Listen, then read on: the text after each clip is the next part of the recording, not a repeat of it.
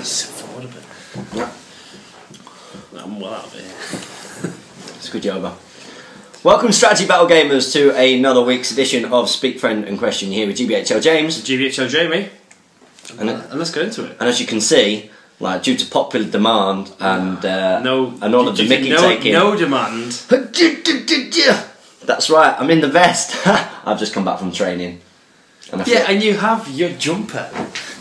I have. Which I took off especially for this. Too hot. I'm too hot. Too hot. I will cover up. And as you can also see, as well, I have attempted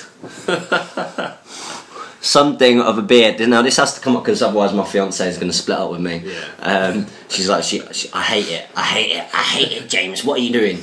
But I have actually done this for WK Valada and his son. Because you want people to like you. I was devastated. Obviously, we made an apology about some swearing in the video. Yeah. And then when he said something about his son preferring the hairy one, I was hurt. So I thought, as an apology to your son, WK Valada, I have grown something of a beard. This is You've grown something. There is something there. It's like my Viking blondish kind of fur attempt. That qualifies, doesn't it? Come on. Yeah, a little bit, yeah. It qualifies a little bit. It's coming off tonight, though, because otherwise I'm in trouble. Right, we're going to get into our Speak Friend in question. So do you want to read the first question? Oh, no, I want to! We should fight for it. Ready? 1, 2, 3. It's Master! First comment again. Boom! Every time. Love it. Haha, when you pronounce my nickname, it's very funny every time. Tell me about it. And you made me like, do you want to take it in turns? I know that we both want to read this question out, because we like you, Chacho Master from Poland. You make me laugh also, so it makes me happy that it makes your life nicer and happier. Yes, it does. Heh. I never know how to. Heh. To the question, what model would you like to have that you don't have at the moment from Lord of the Rings and the Hobbit range? Of course. As always, cheers from Poland. Gandalf the Grey mounted. Yeah. Because I get loads of money for it. Because I want it. What else? Use it. There isn't much else really.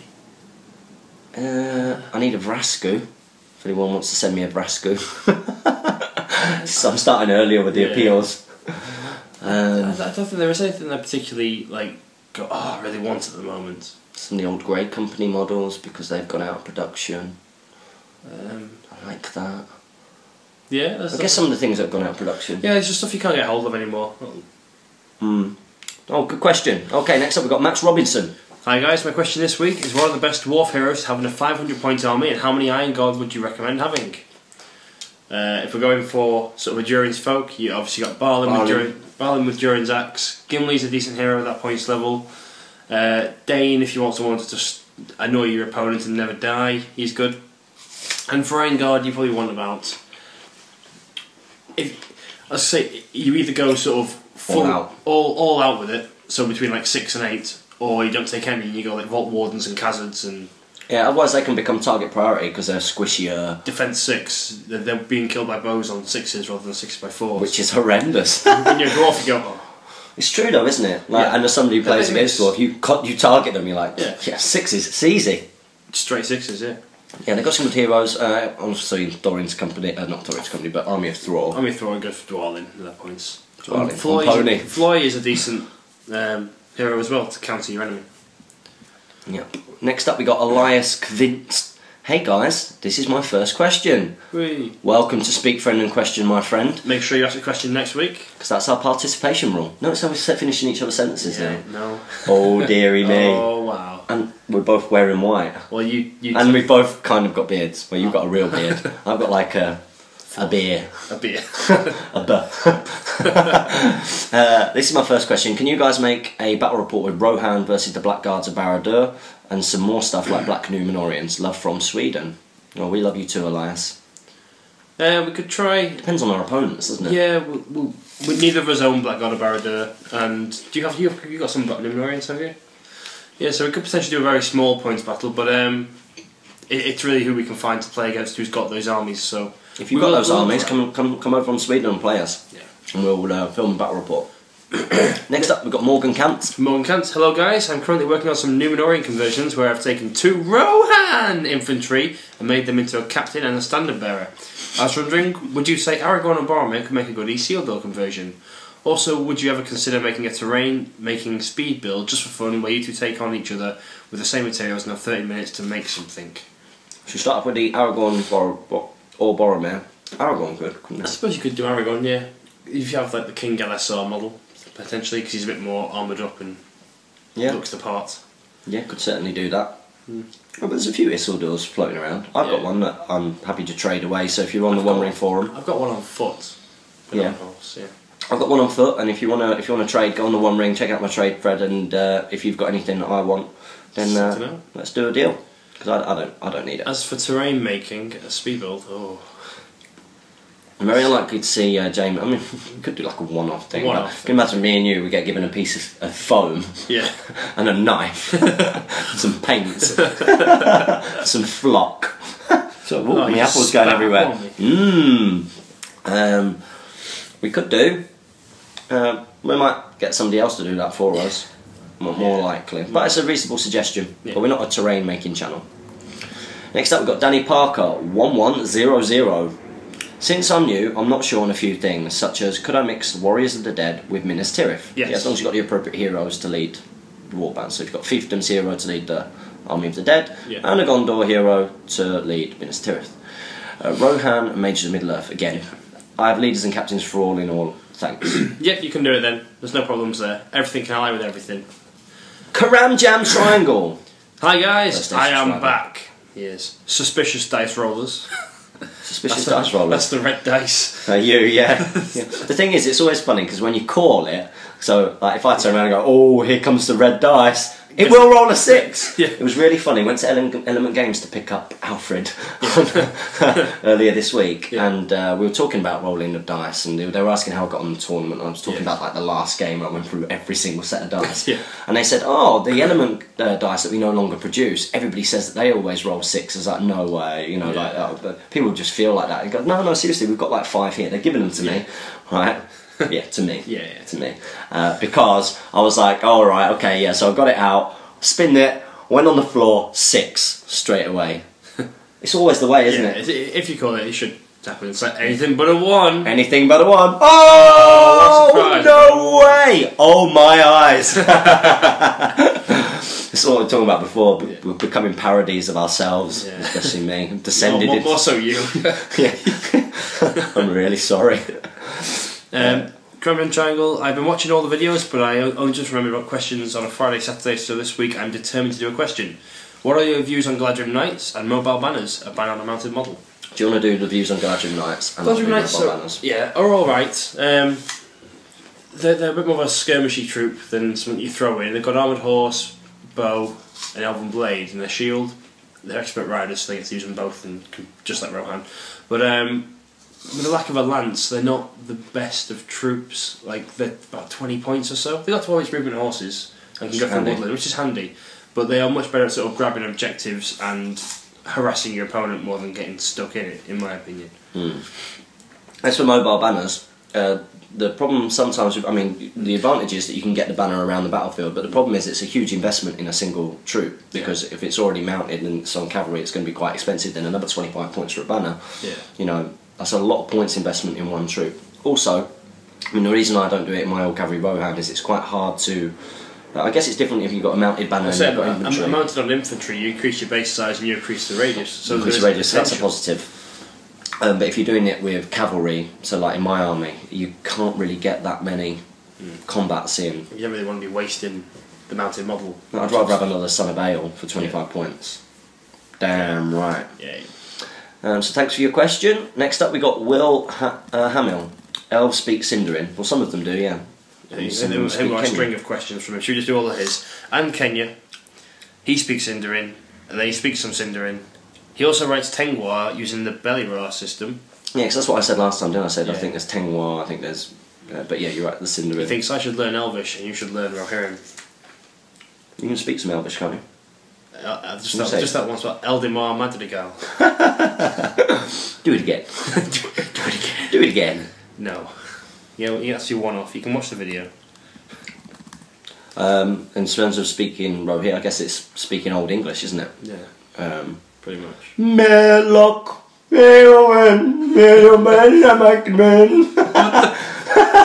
That's that bit where what's her face? Eowyn. Oh. Melloc, Meduselde. I don't know. It's our speak for any question becomes a bit of a sham. I'm not too sure. Yeah. We've got 19 Mark F91. Hey! After the last Hobbit film is released and Games Workshop's licence for the Hobbit runs out, do you think they will drop the system? And if so, do you think it will be possible for somebody to pick it back up again? Or will the licences, etc. be hard to re-establish? Keep up the good work. I have no idea. I assume once the licence runs out, they'll have to drop it through licensing. You might keep the rest of your stock. You can't produce anything new.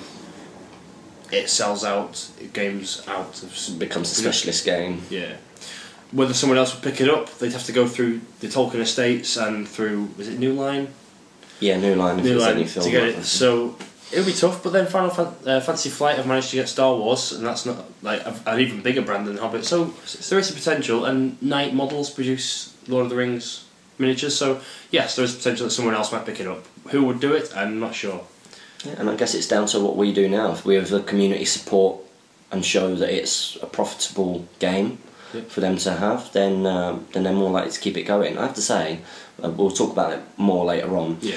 But having seen the events pack for the Throne of Skulls, yeah, we seem to be, the community as a whole. That seems to be a massive response to what the community's been doing this year. Would you not agree? I would agree. Yes. I was reading it and I was like, 7 games.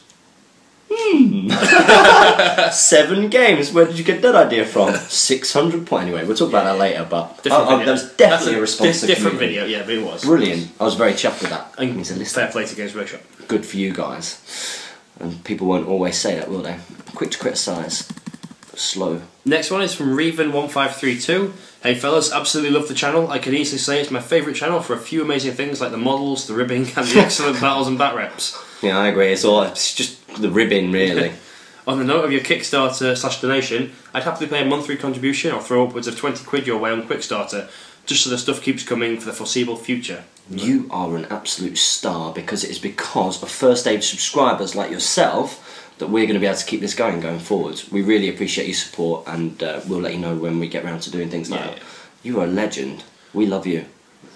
Anyway, my question is, how do you rate King Elisar as a hero? He's too expensive, in my opinion. It's very expensive. What, he's like 270 points or something? Yeah. He's a lot of points. Ran for a source book. No, we ain't got. I was like, did I bring him? I just looked in my bag, hoping there'd be one there. I was like, I didn't bring any this week. Yeah. Yeah, they're in the basement, I assume. Yeah. He's a lot of points. Andurill's not a worthwhile upgrade, and you have to pay for it. Armoured Horse Defence 7 is nice and Aragorn, because he becomes even harder to kill. And his Mighty Hero is always a benefit, but Andurill for 75 points, it's just not worth it. No. Make Andurill about 30 points, and give Aragorn Fight 7. Oh, you disgusting. Have you got a tissue anywhere? Yeah, I do. Thanks, I'm staying off camera for the moment. Oh my god. Oh my god.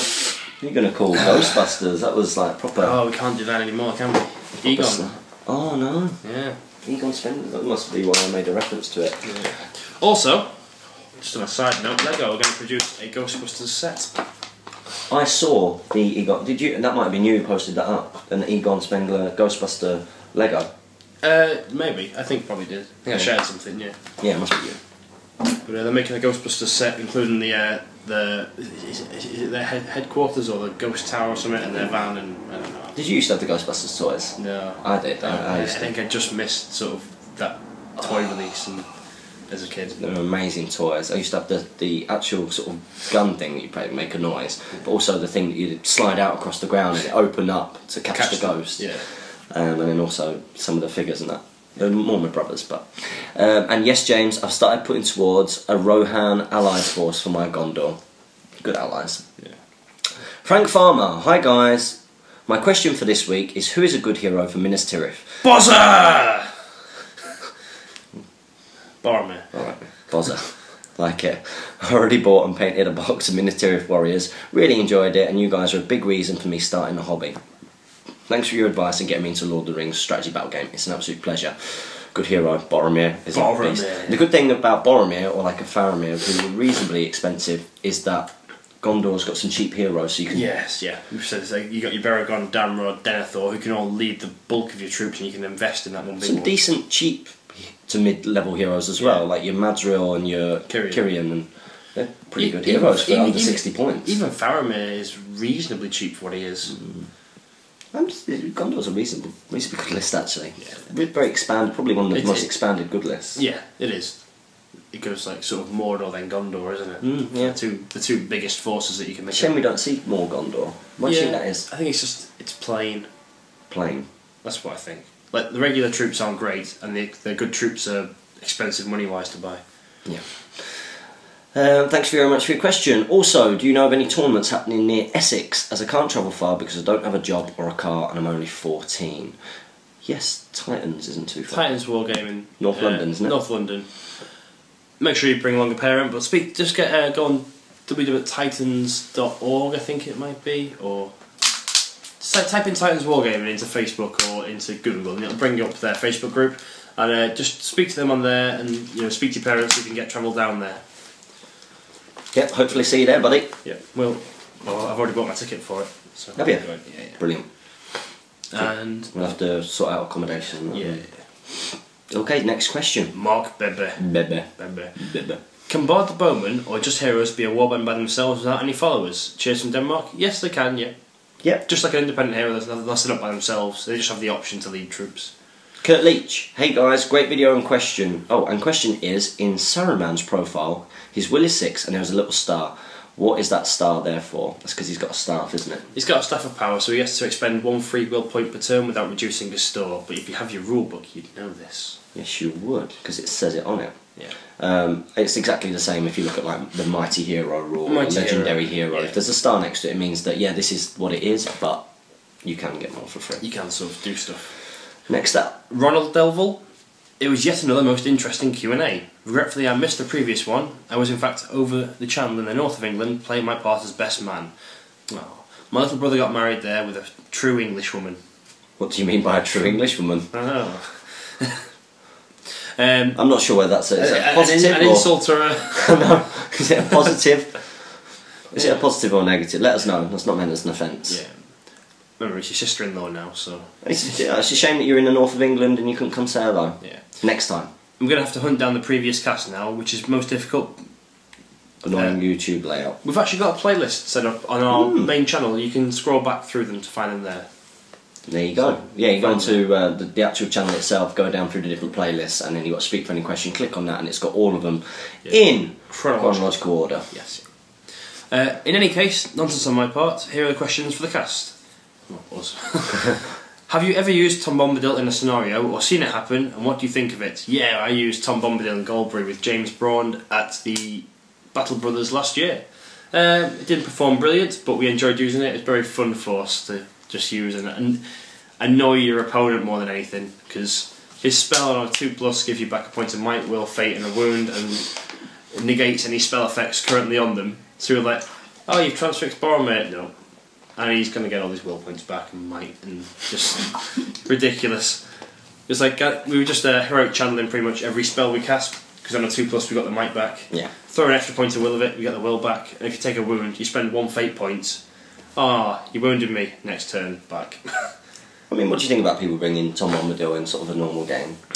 He's not a worry. He's 160 points. That yes, he buffs your heroes and sort of your troops in that he can. It's expensive. But he's very expensive, and you should sort of, in scenario play, win out, which is where we lost out with our army, because we were playing scenarios. So. What are your most used scenery pieces? Is it all a bit recurring? Is your collection rather large? It depends where we are. If we're at the Northwest Gaming Centre, there's a big variety. It's a huge variety. So our boards tend to range from sort of looking a bit woodlandish to Rohan-style villages. Yeah. Sometimes sort of lots of rocky outcrops and stuff. I've got stuff like Osgiliath and Osgiliath ruins, basically. Trees and there's only sort of like a very small amount of stuff you can do with a Lord of the Rings theme, and it is pretty much woods and rocks and houses, and that's sort of what you get in any fantasy setting. Yeah, but if you'd like to see us do some more sort of creative boards, we can do. We did it with the Grey Company / Rivendell Alliance versus Easterlings. It probably wasn't the best battle to have that kind of board interest, because it just ended up because he just came up close and we were just scrapping behind one part of the board, weren't really sort of going round and hiding and stuff. Our rematch game was quite cool with the dancing around the houses and it affected the tactics of the game as well, really good from both sides, because obviously both of us are really clever. You did the right thing. You stayed around the woods and used your woods, and I did the right thing. I used you hid. I hid from your bow fire. And it was good. It was a good game. I enjoyed that game.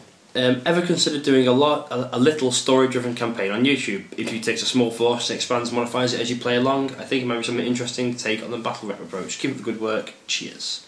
Edit found the previous version, but YouTube is being bizarre again, stopping after a while without good reason. Favoriting it to check out later. Fantastic. I hope you enjoyed it. In terms of doing a campaign, we thought about it, haven't we? We thought about battle companies, and our little forces growing that way. It's just getting around to doing it, and I mean, we sort of need to set aside like a day to do something like that, where we can just film like sort of 10 in a day, and film the entire series at once almost. Yes, because this is the thing, on a Thursday, which tends to be our filming day. We've got this Q&A. We do the Q&A first, so we try and get this done. We aim for an hour, but this usually is a couple of hours. Then there's usually some kind of news announcement, review of some kind that we need to do. That's sort of like another half hour. Half hour to an hour. I mean, the tournament review last week, that took an hour and 40 minutes. That was a big one. Then we might try and get any kind of like filler content, like if we've got any new models, unboxings, or just staple stuff, maybe a competition vid, and then it's like, right, can we get a battle report? Or we've got an hour and a half. If we do one quickly, maybe we'll get it in. So it's like, where do we find that? Because then the other time that we spend on the channel is obviously editing all those videos in our own time, sort of when we can't almost be together. Basically, either you're working or I'm working, or it's late at night and there's no real time to do it, and that's spent editing. So it's sort of like we need a day where we're both calendars clear, that we can just record stuff like that that's additional to the channel. Really, the running of this channel, we're doing it at the moment like just about on one day, and then trying to fit it into the rest of our lives. But really, I guess to run this channel, if we were doing it professionally, would probably take 3-4 days. I think, to do it comfortably and professionally. And to have sort of time to do the stuff we want to do.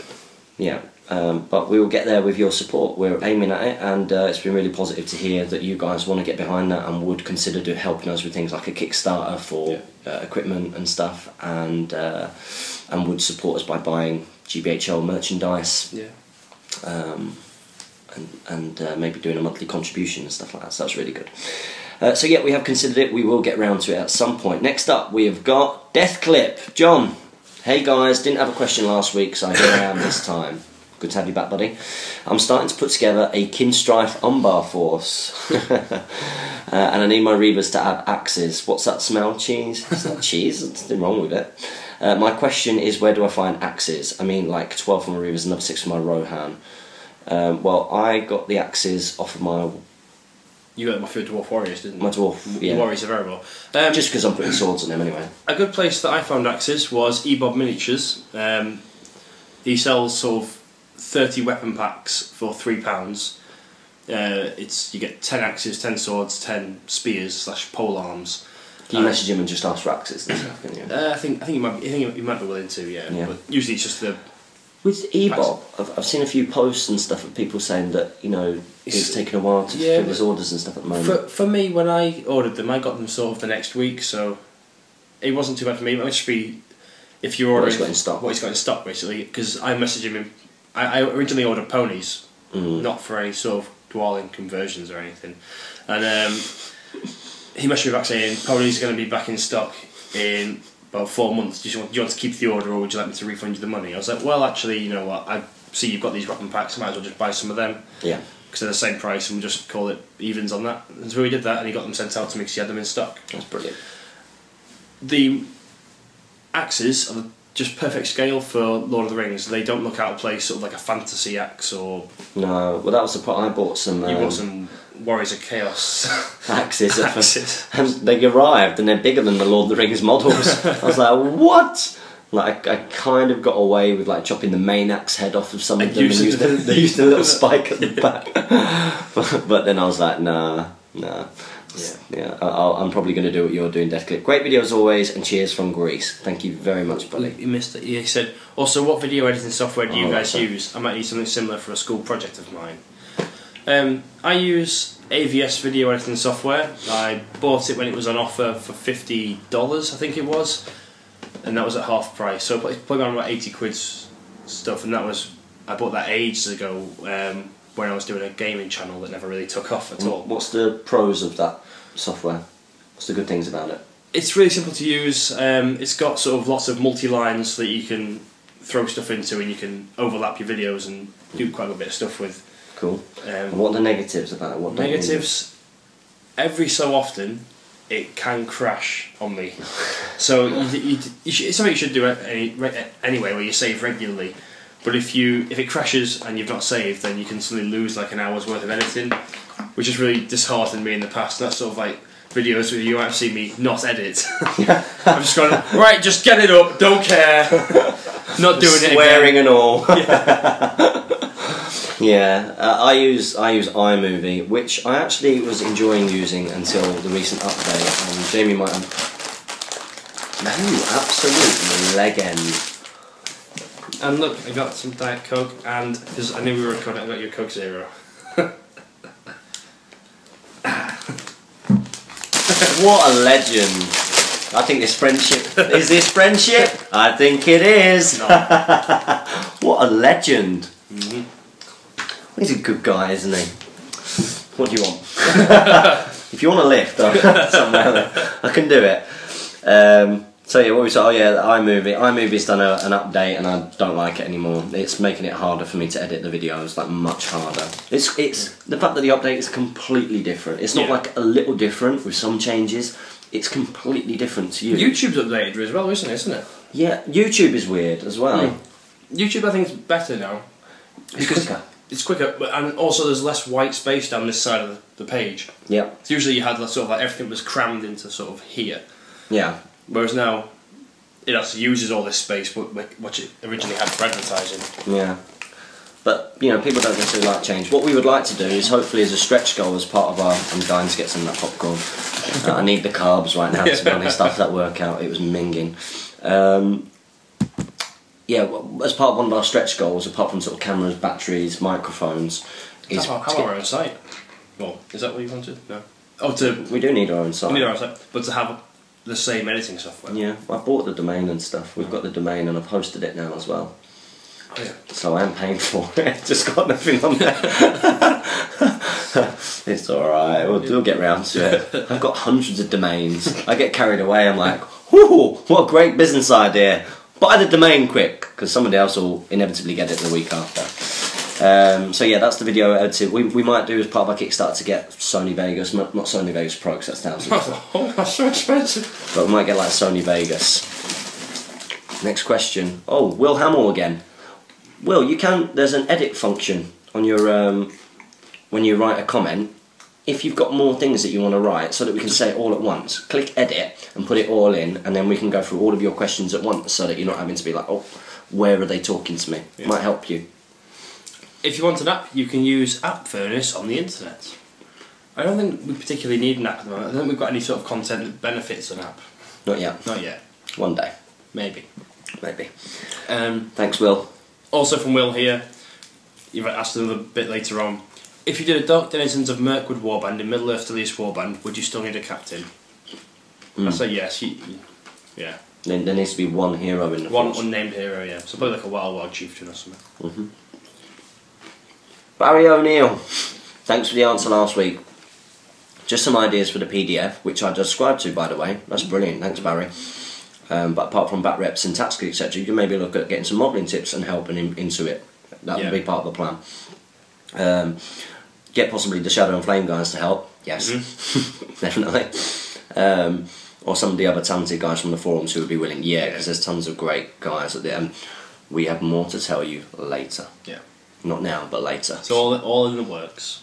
Oh yes it is, you lucky, lucky people. Mini articles on hints, tips, the basic painting, sculpting and terrain. Yes. Anyway, my question this week is, if you have a banner, you may re-roll one of your dice in the fight. Is this correct? The ruling in the Lord of the Rings book was a little ambiguous, and we used it to play so you could reroll one of any dice, including your opponents. No, not your opponents. It's your own dice. Yeah, you rolled your opponent's dice. Yeah. That's awesome. I think only Rumil can force your opponent. And listen, if you don't know, you don't know, do you? Yeah. I guess it's easy to sort of look at it and sort of go, but it's interesting the way that rules are written. They can be really ambiguous, and you can get a group of people read it somewhere and get a complete different meaning than somewhere else. I think it took the community as a whole for ages. People used to play heroic, like across the entire tournament scene. We all used to play heroic moves incorrectly. Really? Like when you first started, you call a heroic move. You move your warriors first. It took us all ages to fully come round to.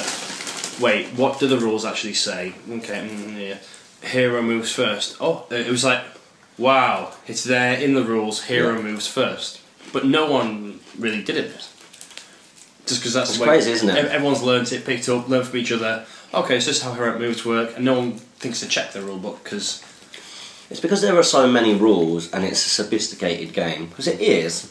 It's sophisticated. The first few times, it's very easy to get into, I guess, some bad habits and think that you're doing some things right. Yeah. And it's only through playing the game over and over and then certain things coming up when they get important. Yeah. They come up all the time. Like, this was one that I came up the other day when I was theorising, as you do when you're looking at lists. Yeah. Is, okay, Axemen of Lossenark. I don't know if this has come up for you. Okay, they have a big axe, they can use it which they can support. Yeah, they can use it as a two-handed weapon, or they can use it to support like a spear. Can you piercing strike? Not as a spearman. But it's still an axe. No, because you. No, don't get me wrong. I'm playing devil's advocate, but I was reading it and I was like, wouldn't that be awesome? Piercing strike from spear, because it's still an axe. Pretty certain in the FAQ or errata for the Hobbit rules manual. Games Workshop have said those who are making supporting strikes cannot make special strikes because you're fighting in a different way. Yeah, brilliant. But this is what I mean. You can read things and you suddenly go, hang on a minute. The reason it came up is that Goblin Town's got this Chittering Horde rule where you count as being a spear support essentially, and they're all modelled with all sorts of weapons. They're saying, can you pierce and strike if you're using the Chittering Horde special rule as supporting? Oh right, yeah. Saying no, if you're making a supporting attack, you only make one attack at your base strength and things. Okay, brilliant. And this is the thing, and I've been playing, I'm not massively experienced, but I've been playing the game for over a year now. Yeah. And you come up against things like that and you think, hang on a minute. Oh wait, what would happen after the year? Yeah, it would be cool. It wouldn't necessarily be right. Davey McShearer, hey buddy. Merry Christmas. Where do you live? Merry Christmas, man. You're a little bit late or a bit early, depends which way you look at things. But thank you. I think it's great to hear you guys are planning. Or maybe it means like Merry Christmas. There are good things that are coming up. Yeah. I think that's what you mean. I think it's great to hear you guys are planning for the future of the channel, as I was worried that it would be hard to continue to update as regularly as you do. It is hard, but we work hard for you guys, and we do enjoy it. Yeah, we do. We do enjoy it. It's good fun. I love going on here and then seeing that you've uploaded the video because I'm thinking, and you say, oh good, he's done some work. yeah. You must be looking at it lately, going, where's all your stuff, James? Yeah. I've only got the X-wing stuff to do. Part of now. Oh, and one Deadliest Warbands, but we're 2 or 3 ahead. Yeah. He's 2 or 3 ahead. He's all over it. I think I've edited all my content now. Good. Why am I filming this? I'd be more. You could do X-wing later. Yeah. I'd be more than happy to contribute if you did have a Kickstarter to ensure the channel keeps going. Thank you very much. This is good to know. I have a few questions about two-handed weapons. Yeah. If Azog is fighting two-handed against a hero, does he add his +1 to wound, effectively allowing to wound on a 2+? No, it's not. It's just he wounds all heroes on a 3+. Unfortunately not. That rule is unmodifiable, and he will always wound on a 3+, never on better or worse, basically. Which is good. Let's say he gets his weapons broken by shatter, he still wounds on a 3+ due to a special rule. If Floyd was to negate that special rule with his Lore Master ability, then he would get the Burley special rule would come into effect, and he would get the +1 to wound. And being strength 5, he probably will get this 3+. It's cool, isn't it? Yeah. Situational. It's also like, I think you can give him a lance as well. or something. And like, why would you ever need a lance when you've got Burley and a two-handed weapon? Because then you're always getting +1 rather than when just on the charge. It's a weird little thing, but yeah, you don't win on a 2+. There you go. Also, if a hunter orc on foot is fighting two-handed, do they still gain +1 attack for their many blades rule? Yes, I'd say yeah. That's just a rule that gives them 2 attacks and they've got many blades. But yes, they would. Longy 970. Hey guys, fantastic channel. My question is, what are the conditions loopholes that allow you to have 100% bow force? Many thanks. There aren't any loopholes anymore that allow you to have it. It's just conditions in their force. Yeah. So like Mirkwood, Rangers. Mirkwood Rangers, you have to take the certain captain heroes. Well, they've got those heroes available to them. Rise of Rohan. Yeah, Rise of Rohan. Rivendell Knights. Yep. In Grey Company, you have to bring 1 Ranger of the North or Dunedain for every 4 Rangers of Arnor, and for every 1 that you take for every 4, they don't contribute towards the bow limit. Yeah. So so for 2 warbands of Rangers of Arnor to have bows, you need 6. Yeah. Dunedain or Rangers of the North. Yeah. Yeah, they're the only ones I can think of. Evil actually can't get a full bow force, and the good can. Yeah. Alright. Yeah. Repzig. Hi, missed the last week, sorry. It's okay, you're here now. We forgive you. Kenya is based on Finnish, I was right, and Sindarin is based on Welsh. I don't think you got that right. I did get that right. I didn't say Sindarin, I was talking about Tengwar and stuff like that, but yeah. If I remember correctly. I'm still a bit out of the loop with the new rules, so my question is probably a silly one. Can I ally Rivendell Knights with High Elves as long as I have the heroes required? Yes. Yeah. Or can I only ally stuff from the same source books? No, they can all be allied with each other, as long as it's good and evil. Yeah. The next question is from Glenn Armstrong. Hey guys, this is my first time asking questions, so here goes. Oh, really? Yeah. I'm sure we spoke to you before. Maybe on another video. Maybe on another video. What sort of advice would you give to a painter who is trying to improve his painting?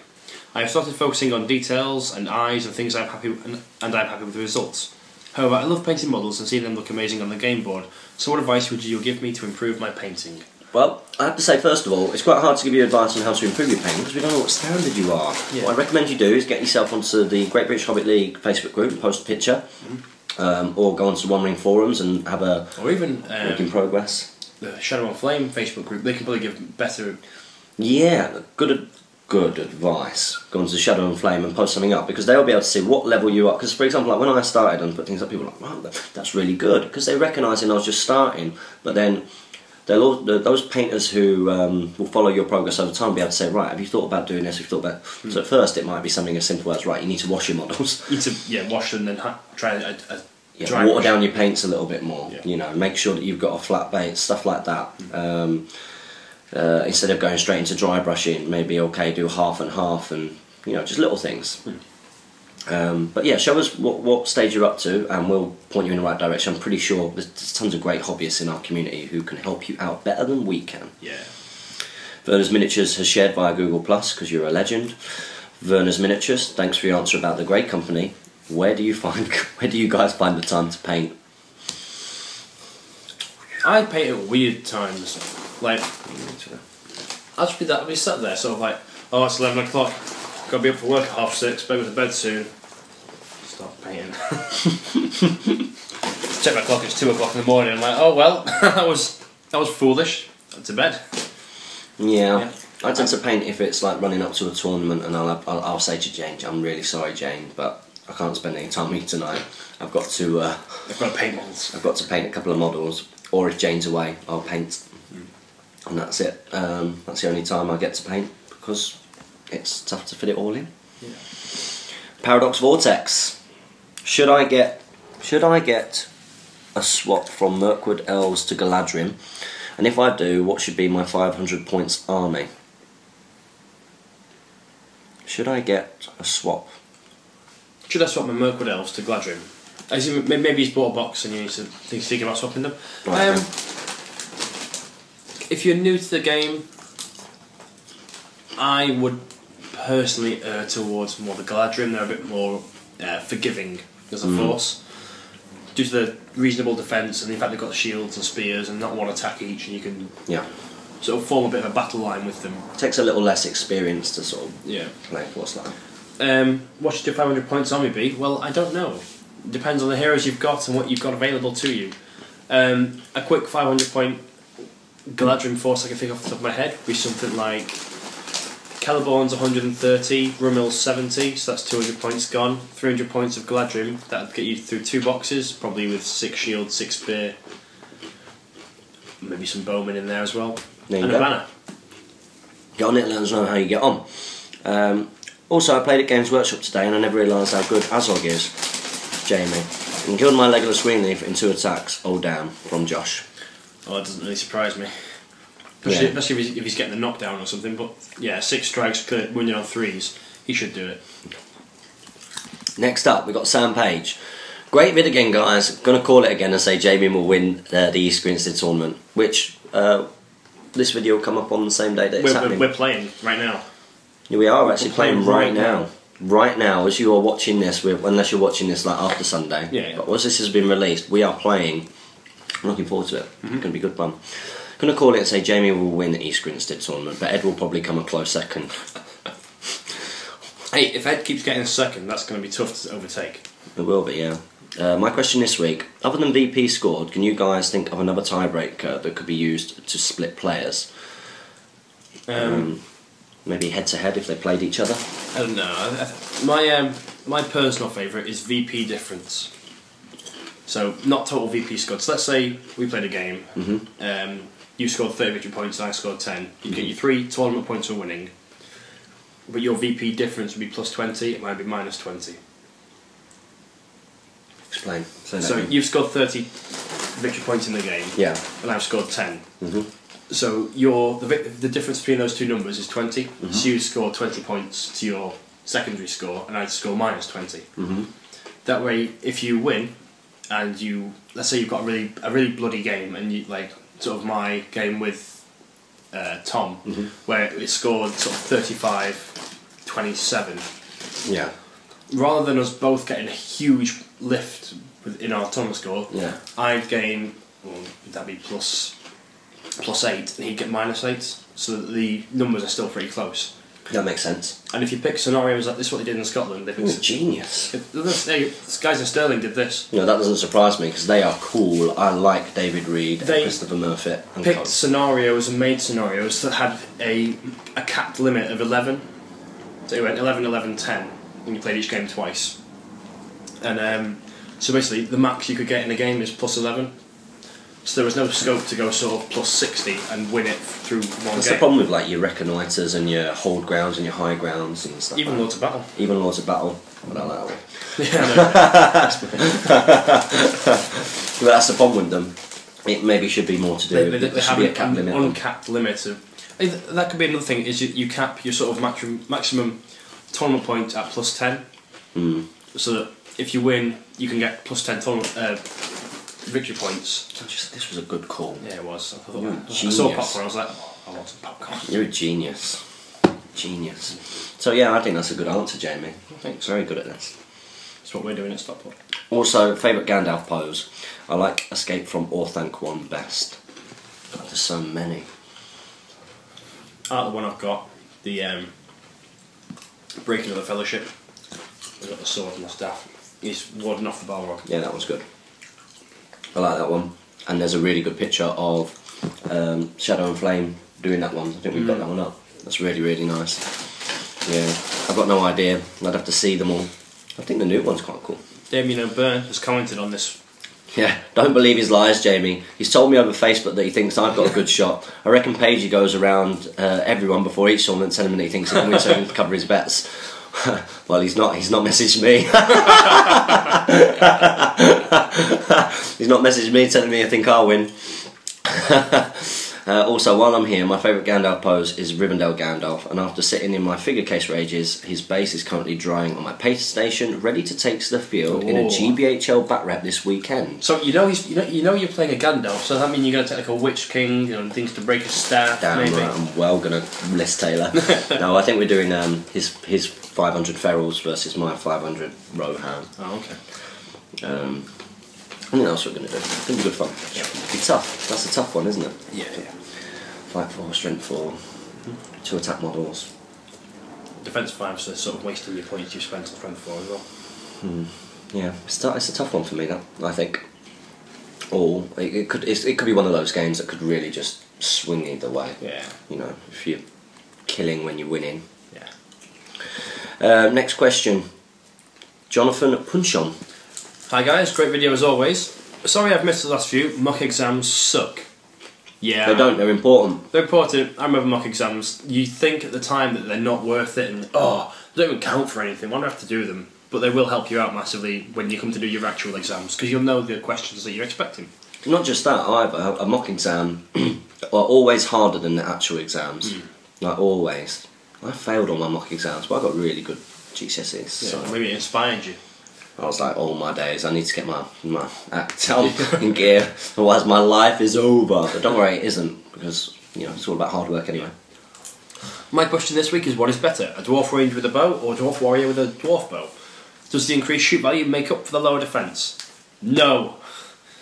No. Dwarf warriors with dwarf bow, in my opinion, can outbeat, they're better in all regards than the dwarf rangers with longbow. Explain. Dwarf ranger with longbow is 10 points. Dwarf warrior with dwarf bow is 9 points. The dwarf warrior is defence 6. The dwarf ranger is defence 5. So instantly there you can see the difference in sort of, if you're against a strength 3 opponents, you're going to be dying on 6s or 5s. Both is the same fight 4, strength 3. The dwarf bow is 18-inch range, hits on a 4+, but is strength 3. The longbow is hit on a 3+, 24-inch range, but is strength 2. Now, I personally would go for the strength 3 and 18-inch range, because you can set up reasonably close enough, and you will be doing as dwarves anyway. And then you can use them as fighters and actually get them stuck in. So they've got the dual role, whereas dwarf rangers sort of, I'd be very wary of throwing them into a fight that they aren't sort of outnumbering already. Well, that's my opinion on it, and yeah, I just... What do everybody else think? Because I've heard opinions both ways. Yeah. I'm yet to make my mind up. I find it easier to... Mind you, I can be quite shooty sometimes. You've got strength 3 bows, so I guess that makes a difference to you against something that's on 5, that's defence 5, because you're used to strength 3 bows. As someone who's used to strength 2 bows, doesn't make a difference. Because it's 6s regardless on defence 5 or 6. And having the range on somebody so that they have to move, that's really helpful. Yeah. When you thought that the Hobbits had 18-inch range. Do you know what I mean? So that can be useful. But what's your opinion? Do you prefer dwarf rangers or dwarf warriors with dwarf bows? Let us know. Lewis McDonald. Cheers for answering my Sauron question. Very helpful. See, I was careful there. Very well. Very, very helpful. When you say that more people can get around his base because my opponent has more models than I do due to the amount of points Sauron costs, yes, does this not play into my hands due to his unstoppable special action? Do you know what his unstoppable rule is? No, okay. His unstoppable rule is that he can choose to not strike normally, and he can swing his mace and hit everyone in base contact and their supports.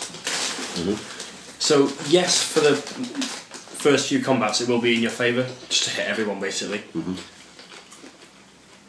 But there's going to be that time when you don't roll a 6. And this is the thing that always comes up to. Yeah, and they're rolling lots of dice and more likely to get 6s every time, so you have to get 6s. You have to burn your might on doing it. So, yes, it plays into your hands. If you can get a good round of killing, then yeah, it will benefit you massively.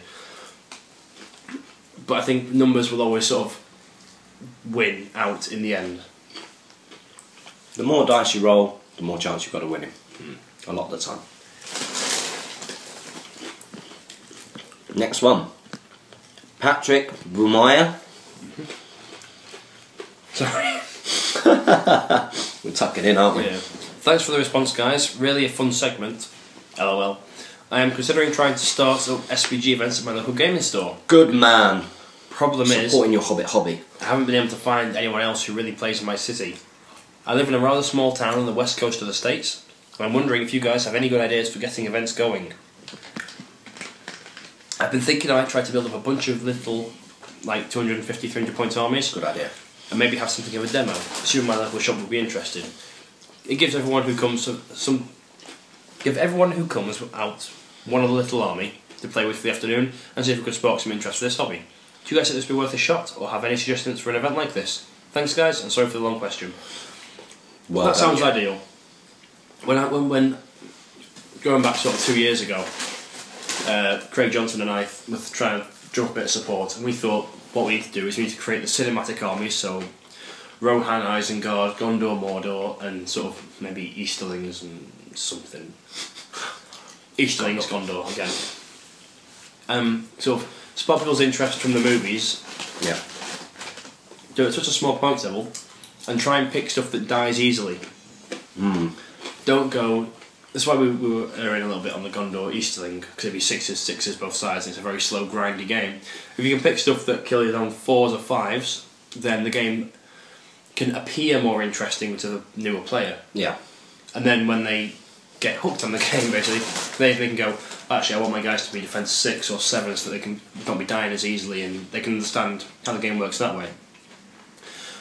If you don't get a good turnout the first few times, don't be downhearted by it, and just keep pushing it, and people will get interested. Use interesting heroes as well that they can relate to from the cinema, because people are always going to like the idea. And even if you're not strict about the points values, I think, let's say for example it's a warband or 2 warbands or something. 2 warbands is not a bad place to start, and you've got like a decent hero and then a middle range hero, just to get the mechanics of the game. It's not about the winning or losing, it's just about the fun of throwing things together.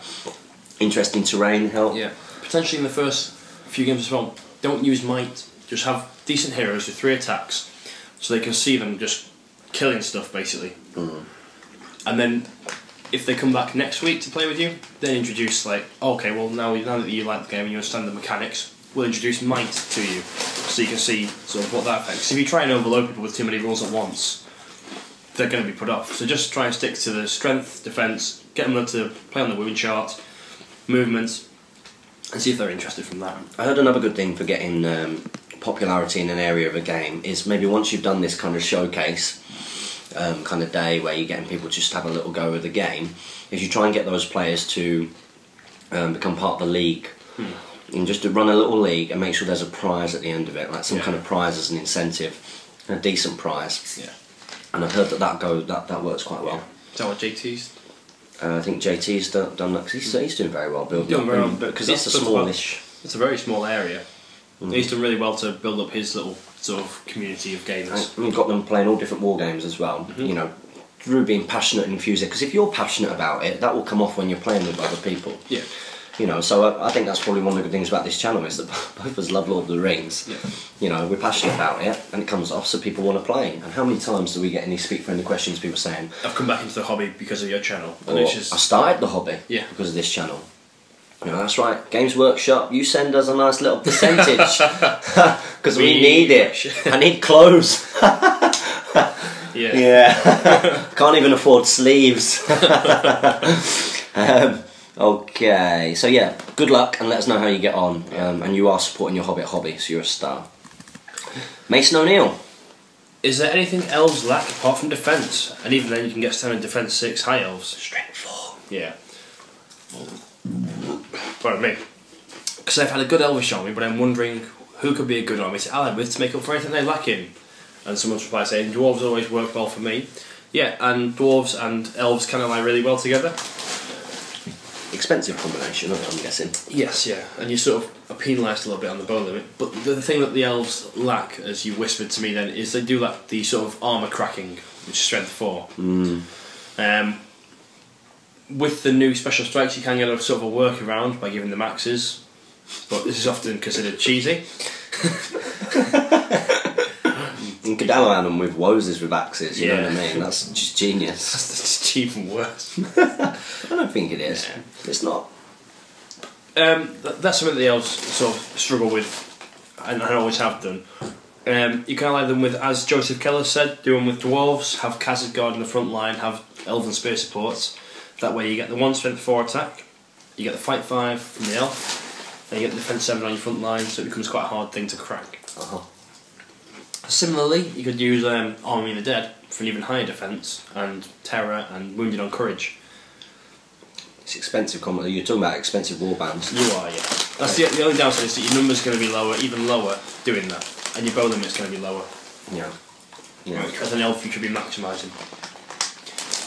Good question. Okay, next up we've got Ryan McConnell. Hey guys, thanks for another great video. It's a pleasure. My question for this week is, what do you think about the Guard of the Galadrim Corps? Yay! Woo! Fight 6. I don't have the Free People sourcebook, unfortunately. It seems to be off the website, though I do have... it's in reprints. Oh, yeah. Yeah, someone sent in an email and posted it to the GBHL, the Great British Hobbit League. I'm selling one. Where do you live? Where do you live, Ryan McConnell? If you want to buy it off me, I'll sell it to you. Send me an email at ilovewargaming@gmail.com. If anybody wants to try and outbid him, I'm happy to take blind bids. I've got a spare one. And I do have the Hobbit rulebook, so I know their base stats, just not the war gear, special rules and points values. Thanks guys, keep it up. They're good, you use them. I used 4 of them at the event in Mansfield, and so they've got pikes, and I think actually, 1 second, can you go on the... Sorry, I'm just going to open up the tab here. If you go onto the Games Workshop site, Games Workshop. And the Games Workshop used to have all the stat lines of things on their website underneath the troop. But yeah, some things have got them. A lot of it's War of the Ring stats. Have you noticed that? Yeah, they did that. Well, the website changed when it went to War of the Ring, and they included them. Guard of the... Let's see what we get. Send. Okay. Just said not secure. Yeah. There they are. £16 for 4. They're lovely models. They are. Yours are gorgeous. I fancy them. No, they've got the War of the Ring. Oh no. It's pretty much the same, isn't it? Pretty much the same, just don't look at the attack value, because it's completely wrong. 8 attacks and you got 3 of them stacked up in a pike wall. Woohoo! 24 dice. Yeah, you can see on there they are fight 6 with 3+ shoot value, they don't have bows, strength 3, defense 5, and +1 courage to an elf. So what does the R mean in War of the Ring? R is resistance, or like resilience, it's a wounds value. Oh right, okay. So if you imagine in War of the Rings, if something was R2, it'd have to take 2 wounds to take a wound. Okay. You threw me. Yeah, they're good. You don't want them in large numbers, and they're great for countering fell beasts and just putting pressure on a line. You know, if a hero charges you, you back up with a pikeman, and suddenly your front line guy is going to be beating their fight value more than likely. Yeah. Going. Yeah. Very good going. They are good. Let's go back to the... Oh yeah, there we are. My Facebook's going crazy, you've noticed? Yeah. No. Jen messaged you. Where are we up to? Here we go, Glenn Armstrong again. They can also shield like a wood elf. Just look on eBay for the rules books. They should be on there, or message I Love Wargaming. Glenn Armstrong. Hey guys, I just can't stop watching your videos. It's good. I like to imagine he literally just can't stop watching. Like, and it's there for like days. And like, I don't want to watch anymore. I need my hits. Yeah. I need my GBHL YouTube channel hits.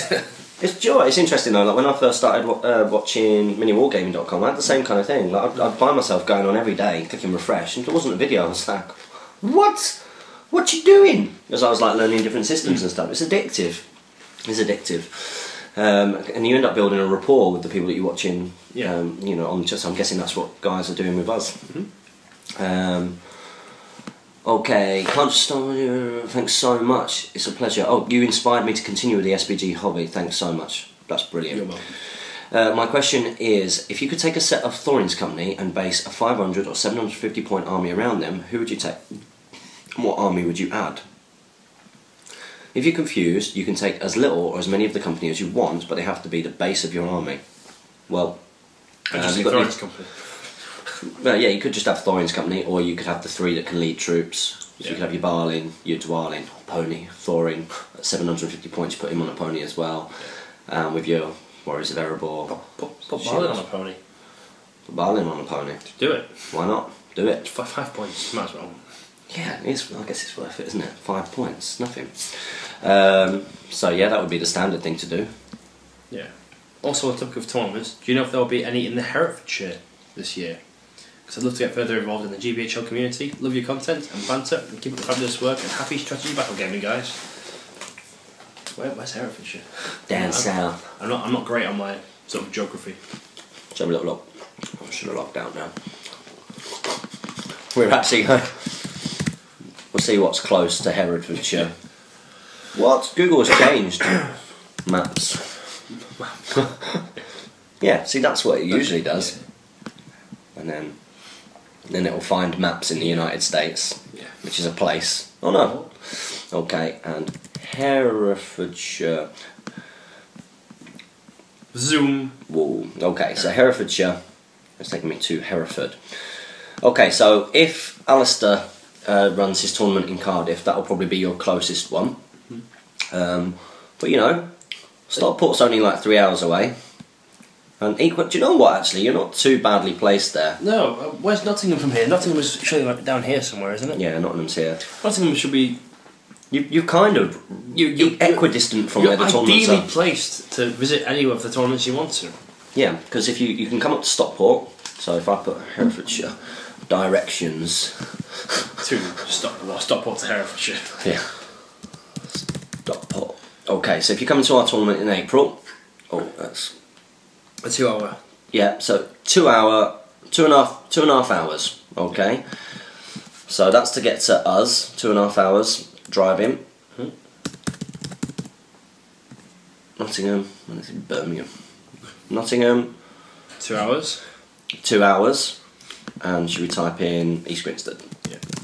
That might be a bit further. 3 hours. So you're about 2 to 3 hours away from where most of the tournaments are. Yeah. That's not too bad. No. You do have to do a bit of light travelling for these tournaments. For this event down in London, I think I've got 4 hours, if not probably about 5 hours worth of travelling to get down there. I'd love to get further involved in the GBHL community. Well, that's how you can. Come to the tournaments, meet us. It'd be good. Put in the legwork. Yep. Love your content and banter. Keep up the fabulous work and happy strategy battle gaming, guys. Yeah, thank you very much. Our catchphrases are like really getting out there now. Yeah. There's loads, aren't there? So I just got the Mickey taken out of me massively. Every tournament you go to from now on, yeah, that's all you're going to get. I know, it's brilliant. I hope you guys watched the whole of the tournament review, by the way, because some of the best bits is actually sort of at the end. Very end, yeah. Like when everyone's supposed to be saying support your Hobbit hobby, half the room goes, Rohan! And then the other bit as well, where that guy at base is doing his thing. And then I come in.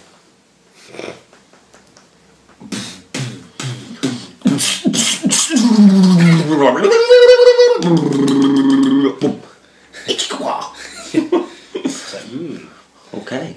That's alright. It was awesome. I had to sit next to him whilst I was playing on the top table against Tom. He's a Magic player, isn't he? He is, yeah. He is Magic. Magic the Gathering. Jack Pellon, I've been thinking about getting into Lord of the Rings Hobbit SBG for a while, but seeing his channel really got me started. Yeah! This is amazing, isn't it? We've made up. Yeah. I got myself an Ent and a group of Galadriel warriors. I'm looking at Galadriel Knights and wondering if you had any thoughts on them. Also, I hear you mentioned spear support or something along those lines quite a bit. What is it? We've already talked about Galadriel Knights. Yep. Previously in the video. So hopefully you've got your question answered there. The spear support is if your model is armed with a spear, you can move into base contact with a model who is in combat, so directly base to base, and you will add 1 attack at your fight value and your strength. But you can't be hit, which is the big benefit. Yeah, and you roll an extra dice in the fight, which is the important thing. Ramsey Issa, or Iasa. Asa. Ramsey Asa. Thanks for answering my question, guys. I would definitely contribute to a Kickstarter if you did one. Thank you very much. We need to do a Kickstarter. We do. That expression in everyone's minds. Love the channel. What are your opinions on Games Workshop's metal models versus resin models? I've always been a fan of metal models. Even in different companies, I don't know what it is. I just like the weight of it. If it's a good plastic, I can appreciate it. So there's something about resin that I just don't get it. It's weird to me. I like both. The thing I don't like about metal models is when the paint chips. Yeah, the paint chipping is annoying, but then I think things like spears are less likely to break on a metal model, and sort of fiddly bits are less likely to fall off. And yeah. I like both. I like some of the new plastics. I think they're really good. And when I got Alfred the other day, I thought that was really good. It's a really beautiful, fine cast model. That's good, isn't it? When you get like we've got this on our laptop and phone. Messages keep popping up from clients of mine like, my legs are killing me. It's like, yeah, damn right they are. Okay, next one. Joseph Keller. Thanks for the encouragement, guys. I may get a few battles in the local games workshop and film some battles. Good luck. And for any in-game question, what do you guys think about the character ring wraiths with their really good magic and special rules? And is there any way we can contact you guys, like email or something, to talk about how to go on filming a bat rep? We can talk you through it now if you want. I mean, you can contact us on ilovewargaming@gmail.com. You can contact us on the forums. Just go and post in the GBHL parts of the Last Alliance, or which we haven't been doing massively because we've been focusing on this. Yeah. But or on the One Ring, or on the Facebook group. There's lots of different ways of contacting us. In terms of the character ring waves, what do we think about them? Some of them are amazing.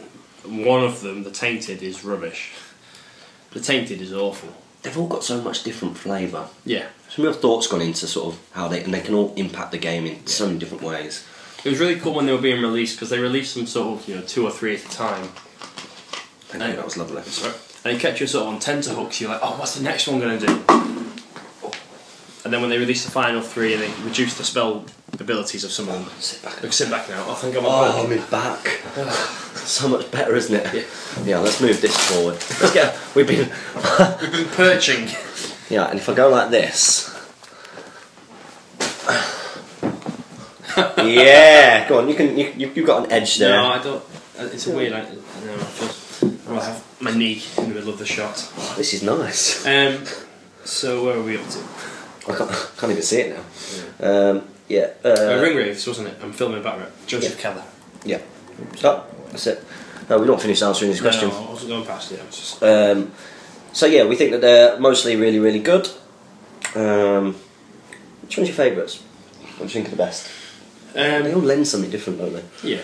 I think just as a standalone Wraith, Camul or Knight of Umbar, as we've said, are the 2 Wraiths who can hold their own without support from other people. Undying, if you've got another Wraith in your force, is great because he just doesn't die. So, good leader. Good leader, yeah. The Betrayer's good. Yeah. Herodrium Force. Betrayer's spells are a bit weak on the Betrayer though. Yeah. So the Knight of Umbar. Knight of Umbar's a combat one. His spells aren't great. Dark Marshal. Dark Marshal's good. 5/6. 5/6. Only got 12 will though, which is his letdown. Lack of will. Yeah.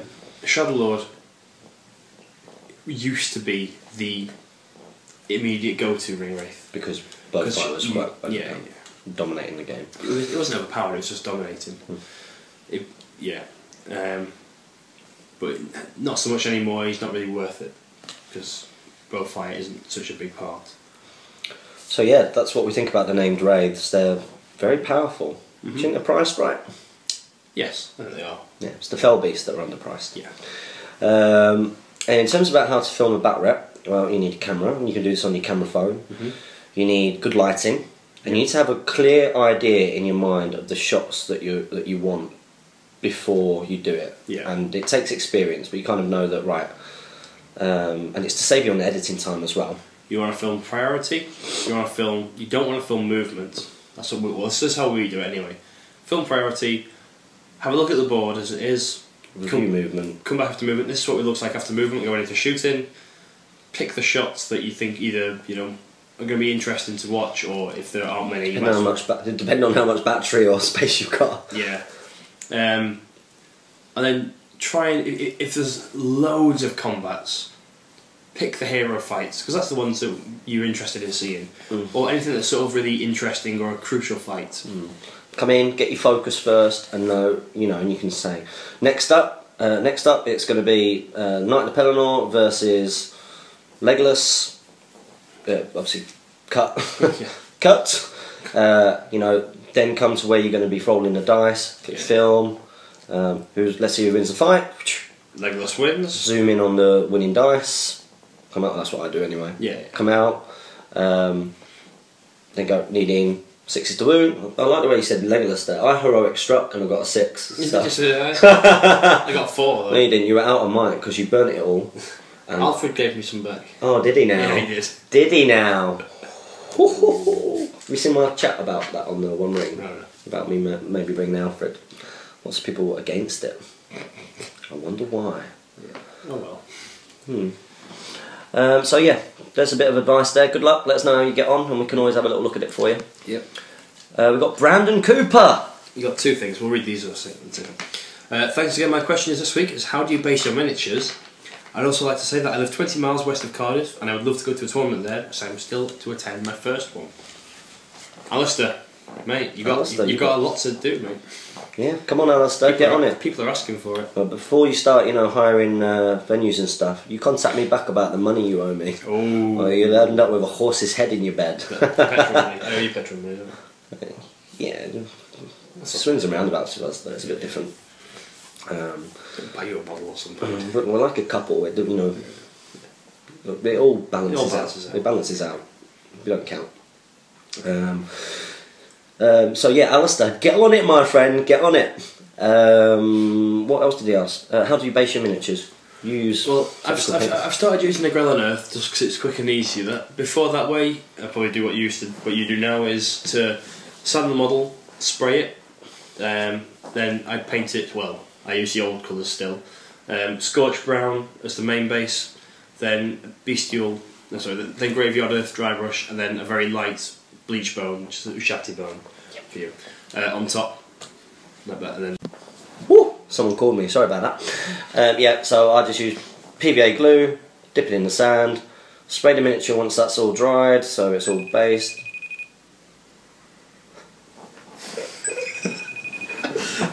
I can't accept it. Why? Because we're doing the Q&A and I need to finish Q&A before I ring them back. How's she FaceTiming? She must have a... I'm on the FaceTime. I need to just like... iPad. Don't worry, she can't see you okay. when she's ringing. If she could, then that would be really bad right now. Yeah. Because she can see me talking. Sorry, my fiance has left her phone at home, so she's obviously trying to contact me to get her phone back. So I'll have to go and drop that off. Yeah. Shortly.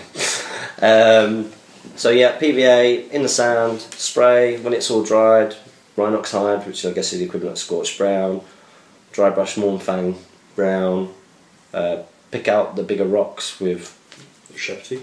Normal grey. Normal grey. Like a normal grey, and then a Ushati bow dry brush, yeah. and then maybe a little bit of glue with some static grass. Yeah. Bigger, nicer models with a tuft. We've answered that question a few times. Yeah. I hope it helps. Next up, we've got Wyn Morgan Owen. You from Wales? Hey guys, yes I did mean South Wales, yes. Can't tell by your name at all. Hope Alistair manages to get it going. So do we, it'd be good. My question this week is, which of the heroes in Azog's army list would you say is the best for low point games? Thanks for answering and keep up producing awesome content. When you don't answer your phone, it means you're busy. For low point, is it Fimble? No, Fimble's the one. Yeah, Fimble's a good one. Is Fimble the combat one? Yeah, Fimble. Fight 5 and can charge into woods. It's through anything. And, can charge through difficult terrain. Yeah, and it's wide. He's a good hero. And Nazog's pretty good as well. He's more shooty, isn't he? Yeah. So yeah, those are good heroes. Next up we've got Stuart Smith. Hi guys, great video as always. Want to say I bought from the UK Freddy Bear because you recommended buying his models. And you were right, the models are beautiful. Beautiful. I need to do more back reps with the Ents. I was thinking of doing like a Radagast with some of the Ents and like casting Renew on them. Yeah. And then take the wounds. What do you reckon? Yeah, good word. Bit of fun. Yeah. I'll play Steve or something. Try it out. Do you guys think that Gothmog is overpowered for combat and that he should be less of a fighting hero? No. He's expensive, isn't he? He's 130 points, and I think he's a good leader for Mordor. He's one of the few that has threes in the right places. Okay, Shagrat War Leader. Shagrat War Leader, I think he's the only other Mordor hero besides sort of Sauron who can do what he does. Yeah. I don't think he's overpowered. Don't see him that much. No.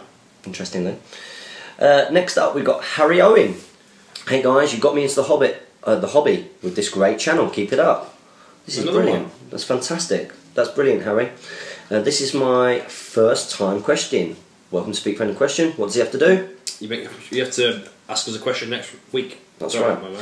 I've always loved dwarves, and so I'm making an army. Any suggestions on a 500 point list? Which heroes are worth the points? Thanks, keep up the fantastic work. We discussed this before, didn't we? This was the second question. Yeah.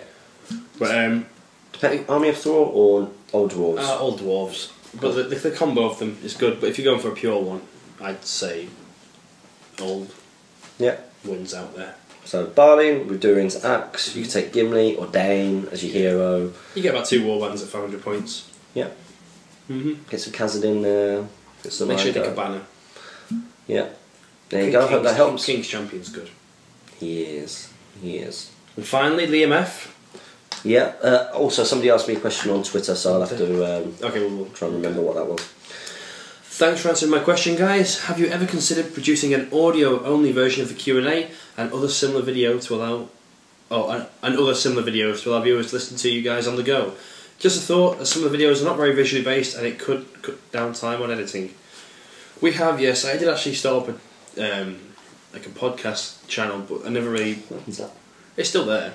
There wasn't the problem with the quality of the recording. Yeah. When we get mics, that might change. When we get mics and we can record an audio file separately, it will work better. Just going off the videos and then stripping the audio from a video, it just comes out a bit. It's not the quality I'd want people to be listening to us with. If we had mics pinned here that were recording an audio file, and we've got a camera that records sort of the visual and and then we can just sort of start at the same time, and editing probably a little bit tricky for us, but the overall quality will be better, and then we can also use that. Fair, we can still use, because the mic isn't interfering on the of course, yeah, so we can still use the volume from the video, and then the mic can be used for the audio file, so yes. So when we do our Kickstarter, we want it to be one of the first ones up there, and we will do it. Now Twitter is here. So I think this was Twitter quit unexpected, reopen. I love wargaming. Messages. I'm sure it's from a lad called Josh Coles. Well, here we go. My question. I am building a Mirkwood army, and I just wanted to know what I could use, as I have Palace Guards, Mirkwood Rangers, and Legolas, and Thranduil for 500, 750 points games. Well, you've got it. You've got it there. Legolas and Thranduil. Good leaders. 195 points from them together. You give Legolas his armour and cloak as a standard.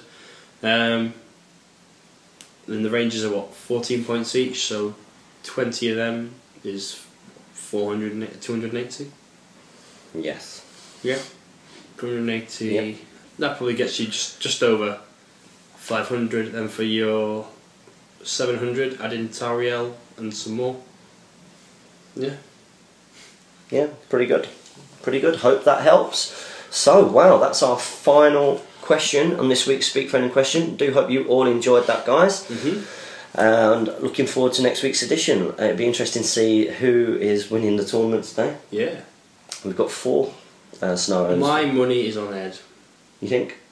If Ed brings his hobbits, I reckon he's going to be a very hard man to stop in this tournament. You've got Warganation. Which is about killing the wargs. Killing wargs, and he's got the 20-ish bows. He has, yeah. And he can shoot into combat that you're in, to either kill you or kill the warg. Yeah, that's true. He can kill his own wargs just by farming them with throwing stones in his own area. So I reckon Ed should win Morganation. What's the next one? Is it Hold Ground? Next one's Hold Ground. Again, Ed's. Yeah, he should be winning that one. He should be winning that one on VPs. Then you've got Lords of Battle. Ed's probably weakest scenario, but as obviously you played him in last Dreamlight Gaming tournament, if he just camps up, you're going to take so many casualties by the time you reach him.